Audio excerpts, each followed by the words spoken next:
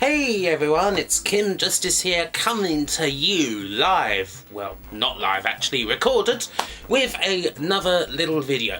Now this video is about my little trip to the London Gaming Market, which I did last Sunday at the time that I recorded it. The London Gaming Market, the first one of the year, hosted by Replay Events at the Royal National Hotel in Russell Square. That's Replay Events, Royal National Hotel, Russell Square. All these things are always so good for my speech impediment, I find, let alone the fact that they were of course selling retro video games. It is of course London Game Market Replay Events host a various number of these throughout the years, not just in London. They have a couple in London, they also have events in Manchester, Bristol, and their main one is Doncaster. They are a northern company, they're based in Blackpool, so naturally a lot of their stuff is up north, but they do come down to the capital, very close to me, at least a couple of times a year. This was actually my first London gaming market that I'd done. I hadn't actually been to ones before. They'd always seemed to fall on dates where I was busy doing something or another, but I took the opportunity to actually come down and had a damn good time. It was really packed actually, seriously. I went there and, I mean, it opened about 12? Yeah, around 12, and it was already heaving, and it it didn't really let up for a couple of hours. I could only really film some stuff like near the end because seriously, it was so busy. Right, so you could barely move. You kind of had to wrestle through. You couldn't even really kind of get your neb into any of the games that were on sale or anything like that. But it was a really good time. I mean, obviously there's lots of retro games to be found there, and I certainly bought a few, which I shall be showing you. There's various other gaming related things, you know, there's tabletop games, there's perler art, there were some very nice little like mini Mega Drive models that were on sale, which, and I kind of chatted to the guy who was doing them, and seems like he's going to try and do a little cool thing. There's some very detailed models, you know, you get the Mega Drive itself, you get a tiny little controller, you get a little Sonic cart, cool stuff like that. And yeah, other things as well, you know, obviously there was systems for sale. There was even, there was one stall selling like modded systems, which looked really cool. You know, you had like modded Saturns, modded Dreamcasts, and modded Nomads was kind of the coolest thing. You know, you had a proper like modded Nomad with a much better screen, and I love the Sega Nomad and its design. It's just so nice and boxy. I'd love to have got one, but I think they were about 400 quid, so I had to pass on that. But, of course, the main thing that was there was lots of games, but also it was a good opportunity to hang out with lots of people, all really awesome people who were there. Obviously, you've got Andy himself, the big boss man of Replay Events. He was there with his stall, his console passion stall, and all the other guys who work for the company and do good stuff. And also various other personalities. Quite a lot of people actually came out. Dan was there, good old DJ Slope, obviously, as you all know and love. Quan, another good friend of the channel, as is Kin Monkey, Games You Loved Chris. Bex was there for the last hour or so. And also there was an appearance from a Top Hat Gaming Man and Lady Decade, his good wife. They actually spent quite a bit of money. I'm not going to say what they spent on, because I'm sure that Top Hat will want to put the weird console that he got in some video or something, so I won't spoil that, so that can be his. But yeah, it certainly looked like some strange thing that I'd never heard of before. And also, my lovely girlfriend was there. We had a nice opportunity to get together in London and spend the day with each other, which was also really nice. We had a really good time. It was decent weather for it, decent for March, and yeah, I mean, I think kind of a lot of people certainly came out, because perhaps it'd been a while since the last one. I think the last London Game Market, or well, really the last event at all, was October in Blackpool, really, and there hadn't been anything since then. I mean, sure, like last year there was Blackpool in February, but traditionally it's in October, so that's when it's going to be this year. So this was kind of the first real like retro gaming thing, at least around our area, in the year. So everyone kind of took the opportunity to come out and do some stuff and buy some games. I mean, I certainly bought some games. I spent quite a bit more than I wanted to, actually. I mean, I was thinking, oh, I'll spend like 40 quid, and I ended up spending 70, so yeah, but I mean, I was very much on the lookout for Mega Drive games, and that's basically what I bought. I mean, because In terms of collecting now, I'm really looking to bolster my Mega Drive collection. Primarily, I'm looking to get the stuff that I had back in the day. I mean, I've told this story before several times, I think, but I used to have a really good Mega Drive collection back in those glory days of like the late 90s and early 2000s, when you could go to a boot sale and you could buy games for like £2, £3 most of the time, because no one was playing them anymore. No one had any value for them, so they were going for nothing. Like, I was getting games like Rocket Knight Adventures, Gunstar Heroes was one that I had before. And then, stupidly, sometime in the mid-2000s, when we were moving house, I chucked them. I chucked a lot. Chucked my whole game collection, pretty much, aside from like modern stuff that I had, which was a mistake. Because now, obviously, I want to get all those games back. I regretted it like a couple months later, thinking, what the hell was I doing? And now I have to get all those games back, and they're considerably more expensive. But I'm trying to do that, and I bought 7 games at the gaming market. Obviously, it being a gaming market is full of like actual sellers, so you're not going to get those boot sale bargains, but you will be able to get some decent stuff, maybe stuff that you don't often see, and you know, you'll pay a price for it. So what else can I say? Let's get on and see what I got, shall we? First up, we've got some eSWAT, City Under Siege. This is a really cool little Mega Drive game. It's obviously based on the arcade game rather, but not a conversion of the arcade game. And indeed, this is actually much better than the arcade game. I mean, I was never really a big fan of eSWAT, the regular arcade game. It's okay enough. It's kind of like a take on Shinobi, obviously with a big massive RoboCop influence in it, but never really a game that I loved that much. But this one is actually a really decent side-scroller platformer type game.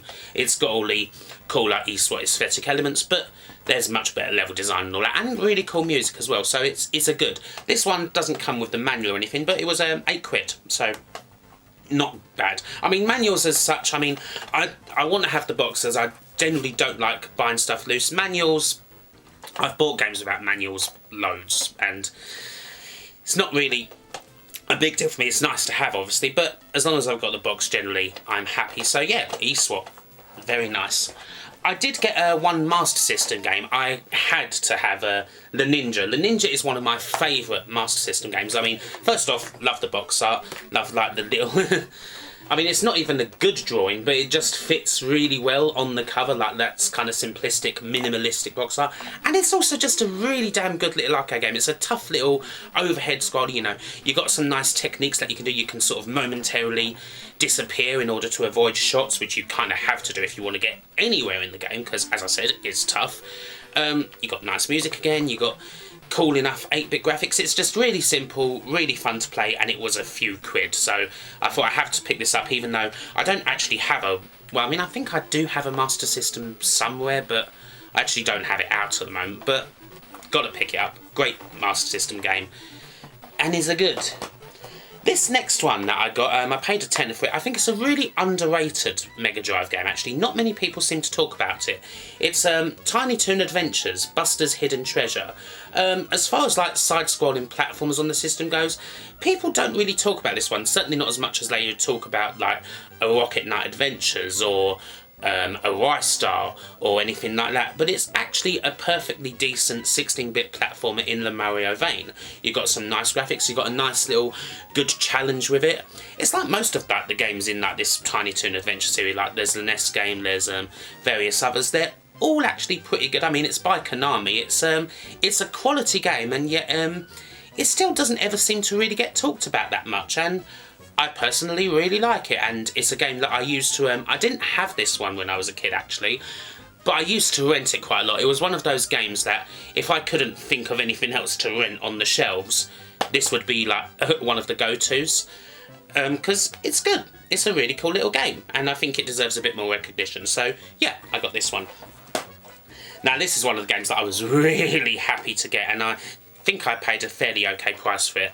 It's a Daimakai Mura, which you probably better know, and it's playing on the screen right there. It's Ghouls and Ghosts. It's the Japanese version with some lovely Japanese box art that you can see right here, and it's also got some really cool box art on the back as well. If I just get the shine off of it, it's a, I mean, what can you say? It's Ghouls and Ghosts. It's a classic. It's one of those great early games for the Mega Drive, like same as like Castle of Illusion, same as Strider. That really showed off like the power of the system and what it was capable of, like compared to like the 8-bits. Fantastic arcade conversion. Really hard game, of course. Although you do get infinite continues, you don't really have any penalty at all for dying, to be honest. But it's a fantastic game, you know, you soldier through it twice and you certainly don't regret the experience. It's a brilliant arcade conversion. It's Ghouls and Ghosts. It's a Capcom classic. Perfect.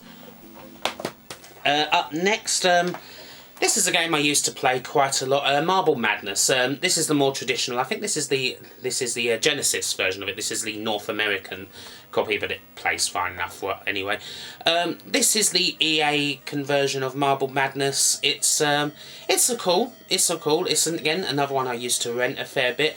Most people probably know this conversion actually for its really awful music. It's got some really bad music, kind of really proper, like ear-bleeding music, like that would probably represent like the worst of the Sega sound chip.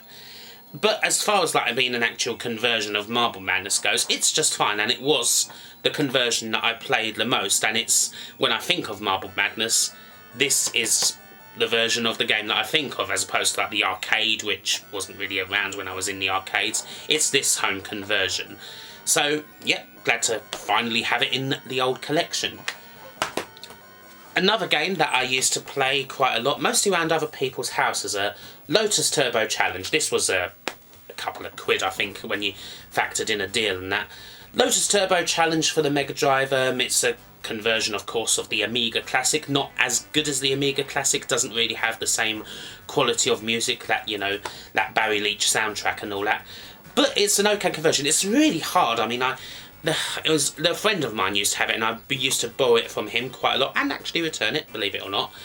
And it's a really tough conversion. Like, a lot of times I could barely get past the first stage. The first stage itself is a challenge in this game.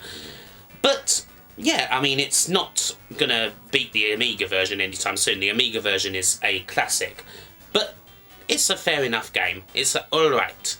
And yeah, and I have nostalgia for it, and anything that I have nostalgia for was something that I wanted when I was picking up games, so that's what I want. And finally, and this is definitely the purchase that I was most happy with, the one that I have by far the most nostalgia for, I got myself some Splatterhouse 2. Again, this one didn't come with the manual, which I think contributed to it being a actually pretty reasonable price for the game. Splatterhouse 2 is one of those games that I played so much back in the day. I did have a copy of this, and it was sadly one of the ones that I got rid of. It's such a different game. It was such a different game to pretty much anything else that I had in my collection at the time, because, you know, you've got the horror imagery, you've got all the guts that fly out everywhere when you kill bosses or just splat enemies against the wall, or, you know, the boss that has its eyes pop out. It's fantastic arcade style game, arcade style like side scrolling beat 'em up platformer, whatever you'd want to call it. Action generally, you know, you play as Rick, you got to rescue Jennifer, you go back to house, you put the mask back on. It's a fantastic game, and I think, and what I'm kind of glad to see, because I mean, from what I remember, like, people didn't really ever think too much of Splatterhouse 2, magazines didn't at the time, but this is a game that just seems to get more and more love year on year, and rightly so. It's one of the best action games, like side-scrolling action games, on the system. It's got, again, like, awesome, like, perfect mood-setting music, and it just works so well. And yeah, I mean, it's a classic, and I'm so glad to finally have it again. Right, my battery's running really low, I best hurry this up. That was what I picked up. I had a great time at the London Gaming Market, and thanks, and glad to see everyone, and thanks to anyone who came up as well and said hi. Always good to see folks like you. And what shall I be doing next? Well, most people know that I was being in stream jail a bit, and fortunately, that time is now coming to an end. So hopefully the next time I see you, it'll be on a live stream. So yeah, sorry for the rushed end to the video, but the camera is really flashing at me, so I shall just have to say, as ever, bye for now. Many thanks for watching this video. If you liked the video, then please like it and support me on social media, and also maybe have a look at my Patreon, where you could join a list of these awesome people here: Andrew Dalton, Andy Capt, Asobi Kwan DX, Chris Cox, Conrad Pritchard, Daniel Briggs, Daniel Dave Taylor, Dave Cork, David Rose, Dustin Cooper, Gary Samaden, Geordie Alex, James Brown, James Loveridge, Jason Stevens, Jace Alexander, Jeff Ladd, Lee Norris, Lucas Kaligowski, Martin Pataki, Nicholas Tristan, Nikki and Bunty, Peter Jack, Philta Prog, Potter Margel, Renbimon, Are You OK 2000, Seth Robinson, Simon Gulliver, Yerka Operator, Zach Roach, and to all the rest of the community. Thank you, and goodbye.